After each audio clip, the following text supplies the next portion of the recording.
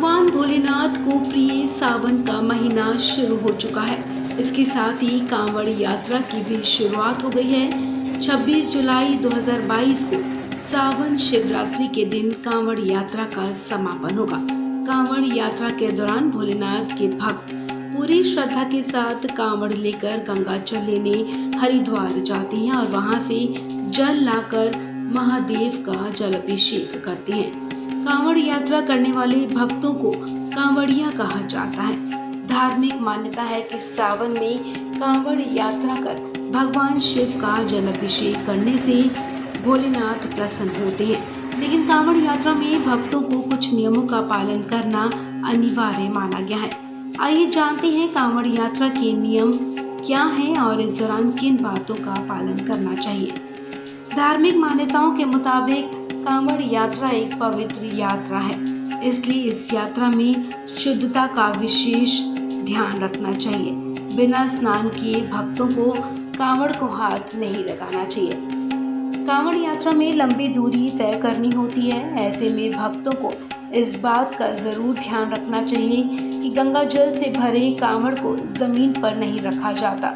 विश्राम के दौरान कांवड़ को किसी साफ और ऊंचे स्थान पर ही रखें।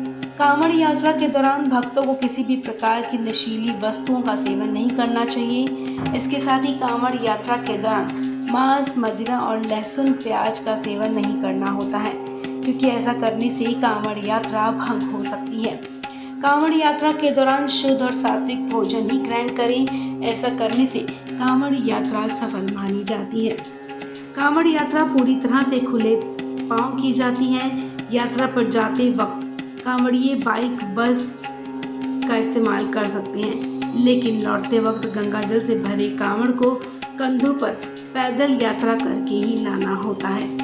कांवड़ यात्रा को लेकर काफी सारी मान्यताएं प्रचलित हैं। सबसे पहले त्रेता युग में श्रवण कुमार ने अपने माता पिता की इच्छा पूरी करने के लिए कांवड़ यात्रा की थी। वो अपने माता पिता को कांवड़ में बिठाकर हरिद्वार ले गए थे। इसके बाद उन्होंने उनके माता पिता को गंगा में स्नान कराया और वापस लौटते समय गंगा जल शिवलिंग पर चढ़ाया। तब से ही कांवड़ यात्रा की शुरुआत हुई थी। कुछ लोग ऐसा भी कहते हैं कि भगवान परशुराम ने गढ़मुक्तेश्वर से गंगा जल भरकर शिवलिंग पर चढ़ाया था और उसके बाद से ही कांवड़ की शुरुआत हुई है। इस खबर में फिलहाल इतना ही। तमाम अपडेट्स के लिए आप बने रहें वन इंडिया हिंदी के साथ।